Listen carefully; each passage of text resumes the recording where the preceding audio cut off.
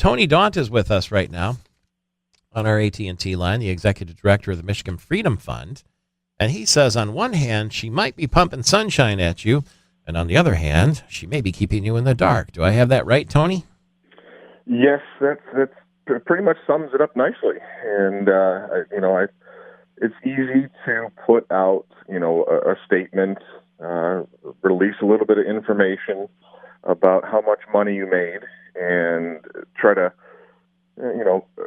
pump up your street cred that way. But when you look at the actual information she's releasing to people who are requesting it related to decisions she has made, that really controversial decisions, you'll see that it's really all just smoke and mirrors, and it's all just talk, and it's disappointing, but it's not surprising.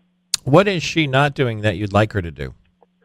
Well, if for those who may not be aware, we had filed a campaign finance complaint many months ago related to Gretchen Whitmer's campaign and a group called Build a Better Michigan.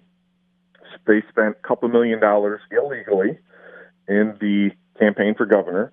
And first couple weeks in office, Jocelyn Benson decides that, well, you know what, they did break the law, and they spent money illegally.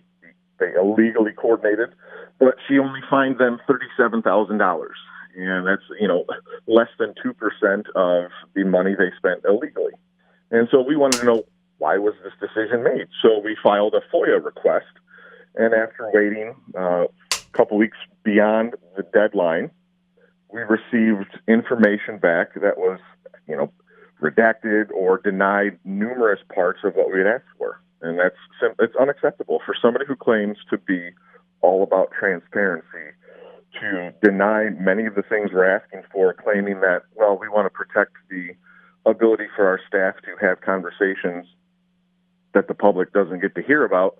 It's kind of a shame. And so what happens next? Well, our intention is to appeal parts of the parts that they denied, and point out that for somebody who has made transparency a huge part of their talking points, that their actions don't match anything related to it, and we would like to see the full story and see how they got to these decisions. So do you do that through the legal system then?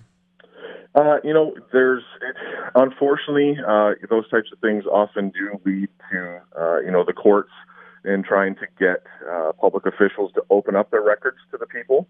And we'll see what they say when we do the administrative appeal, and then we'll take it from there.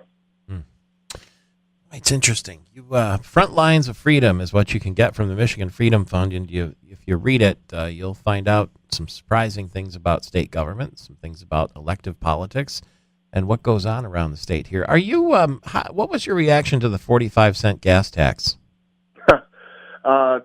Less than supportive, I guess, would be a way to describe it. Again, it was one of those things where, Gretchen Whitmer, when she was running for office, scoffed at the notion she would want to raise it by 20 cents a gallon. And here we are, double that plus 5 cents. And, but does it surprise you that business groups like the Detroit Regional Chamber and the Business Leaders for Michigan are supporting her on it? In many ways, no, it doesn't, unfortunately. But it's, look, we need to do something about our roads. But the main thing for us was this idea that you can straight up deny even considering something like this, and then a mere 5 months later say, oh, you know what, I think we should actually go higher than that. And, I didn't know anything until I got in office and saw how bad the problem is.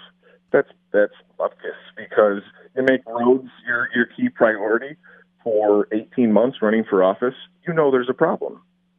So we don't buy that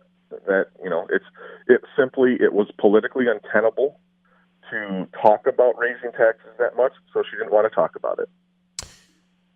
He talks about the issues that you care about. Tony Daunt, you can find him at the Michigan Freedom Fund.